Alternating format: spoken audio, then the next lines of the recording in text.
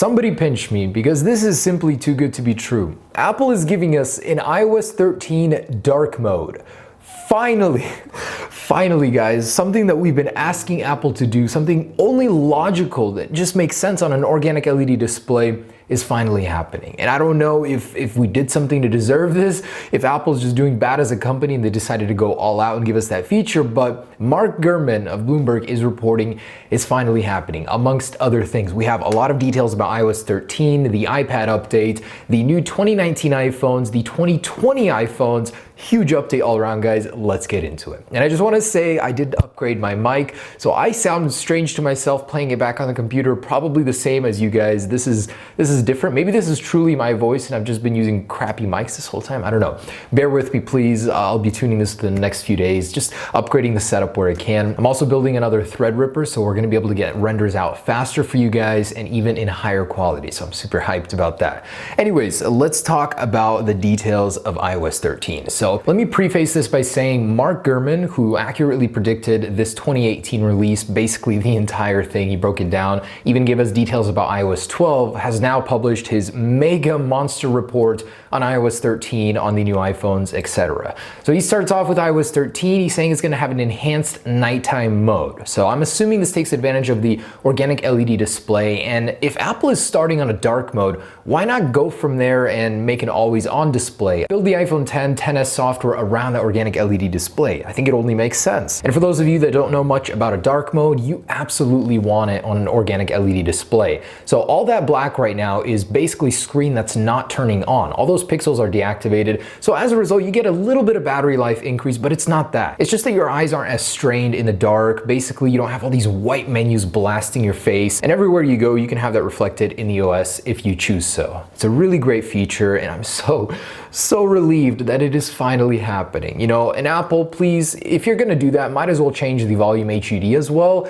I mean, come on, just one of those little things that you might as well throw in there if you're doing this fan service already. And Mark Gurman says that CarPlay will be getting some improvements as well. I'm assuming that it'll be getting a sort of night mode as well to go alongside its iOS 13 counterparts. But also lately, looking at designs of cars, the head units have been growing much larger, and Apple hasn't made any changes to the interface to accommodate that. So I'm assuming that it'll accommodate for larger displays, larger head units. And I absolutely must mention this to you guys. If you want this dark mode, if you want these tweaks that I've been showing you, if you want to jailbreak your iPhone, that's what you want to do, get on iOS 12.1.2 ASAP. Like, get there right now. I'll leave a link down below showing you how to update or downgrade to it. And this is basically like a stopgap before iOS 13 for you to enjoy your phone to the fullest. So please get to 12.1.2. I promise you will not regret it. Oh, and the iPads are getting a major focus in iOS 13 as well. Mark Gurman is saying that the iOS 13 will get a redesigned home screen, so the icons might be fresh. It might look a lot more like a true desktop where you'll be able to place icons anywhere. I'm kind of guessing about that. We don't really know, but we knew earlier iOS 13 would be focused mostly on the iPad. He also did mention that many other applications will now have a tabbed view, so you'll be able to filter through separate tabs of the same application, just running different windows on it, which sounds like a fantastic idea. And he said there will be focus on the Files app, so reworking that, making it more like a real computer, I'm assuming, instead of this lame Files app, which honestly could be way better. And Mark Gurman says Apple will be launching 2 new subscription services, likely in iOS 13. That'll be the magazine subscription and the video content subscription to compete with Netflix. And those will be coming out in a software update later this year. A couple concepts I wanted to share with you. This first one is by Avdan. He actually shared an earlier one on the same subject. This one is a little faster paced, but if you slow it down, you are able to see that there are some nice glyphs and overall a very nice looking interface. And of course, I'm sure there's a dark mode in there somewhere. It went by so fast I could barely tell. But beautiful concept. I'll leave a link down below for that. And Apple iDesigner's concept goes into the details. It breaks everything down, what iOS 13 should have. It's definitely a fantastically made concept. Do check that out. I'll leave a link down below. This is what I want iOS 13 to look like, but I'm sure Apple will even exceed my expectations. iOS 13 is shaping up to be a beautiful software. And I think the reason this concept stands out to me so much is the attention to detail. It's fantastic. Take a look. There's all those smaller features that I wished Apple would add, and Apple iDesigner pictured all of it for us. So I implore you to check this out down below. Okay, and about the future iPhones. Mark Gurman gave us a very detailed report on the 2019 and 2020 iPhones with some features we haven't really heard about anywhere. So first off, he's talking about cameras. On the 2019 iPhones, we heard that there would be an upgraded 3D sensing camera, basically Face ID, but further back so you can map objects, have better AR and VR capabilities. Now he's saying that feature has been shelved until the 2020 iPhones. Apple wasn't able to make it happen in time. They're definitely still focusing on that. The 2019 iPhones are still going to have a triple lens camera, but the 3D sensing capabilities on the rear will be shelved until 2020 iPhones. And he did give us some details about that 3D sensing system. He says it'll project up to 15 feet from the device. You'll be able to make a 3D model of pretty much any room, any object, and that's crazy if you really think about it, in a camera on a smartphone. And the sensor will be supplied by Sony, which, do you remember I mentioned Sony's pumping these 3D sensing cameras out like crazy. They see the future. They see that Apple is likely going to be their #1 customer, so yeah, they're cashing in. Also, the 2019 iPhones, yes, will be getting a third lens camera. It's only the 2020 ones that are going to be getting the 3D sensing camera.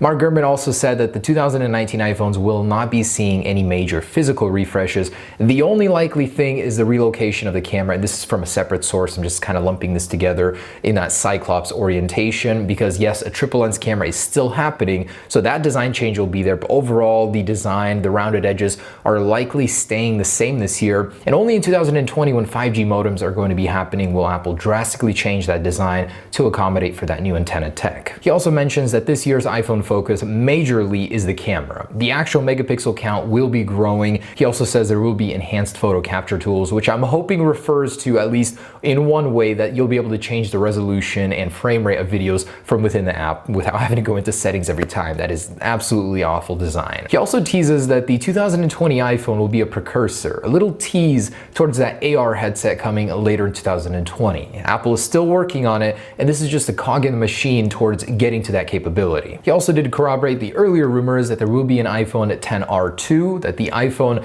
11 will still have that dual lens camera. That will not change. Only the iPhone 11 Max series is going to be getting that larger triple lens system. He also gave us the code names for the iPhones internally, which is kind of cool to know. D42 and D43, pretty vague. Employees are working with the D42 and D43 iPhones. That's what they have to refer them to. He also mentions that because of that larger camera, the megapixel count will be growing, and as a result of that growing megapixel count, you'll be able to do so much more with your video. Cropping, fixing photos, mistakes in general will be easier to fix once you have that larger resolution, that third lens, because you can take 3 shots at once, overlay them, and crop out the bad stuff, fix all the mess stuff, and absolutely get the best picture you could possibly take on an iPhone. Apple has always prided themselves on the camera. This year's iPhone will be no exception. And Mark Gurman says that Apple will be upgrading the live photo feature from 3 seconds to 6 seconds in length. And I think a very interesting choice on Apple's end is not to refresh the iPad Pro this year. Mark Gurman is saying yes, that will not be happening,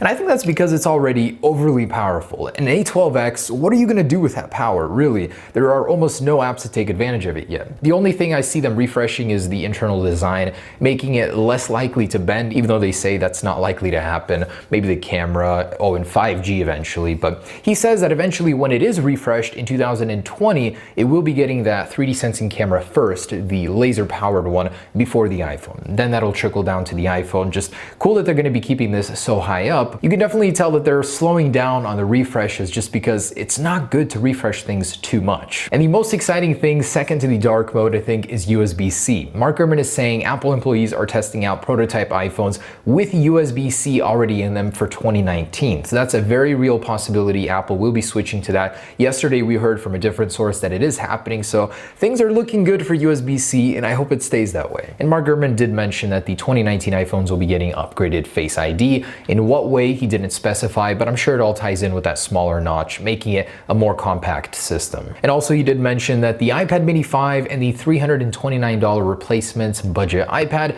are indeed happening and will likely be released around March. So that's what I'm guessing is going to happen. Apple's going to be hosting a March event where we'll see AirPower, the AirPods wireless charging case, amongst other things that have been rumored for the longest time. And iOS 12.2 will likely drop then. Maybe that's a stretch, maybe before then, we'll see. I can't believe this is real life right now. So Apple is getting sued over that FaceTime bug I reported on yesterday. This is nuts. I don't know how far this will go. I don't know if this can be backed up in court, but an attorney has filed a motion against Apple saying he was eavesdropped on while taking a sworn testimony during a client deposition. That's crazy. I really want to see where this goes because at this point, Apple can't prove they weren't listening. I mean, this glitch is bad. It could have happened. Just thought I'd throw this one in here. Let me know your thoughts down below. But wow, a great update. I love hearing this stuff, hence I love Bloomberg. Thank you, Mark Gurman. You are my bro. Thank you for breaking this and giving me hope for later this year in June. That's when we'll see iOS 13 in its early beta stages. So stay tuned for that, guys. It's a great year. I can already tell 2019 is going to be fantastic. So thanks for watching, guys. Stay tuned for more. Peace.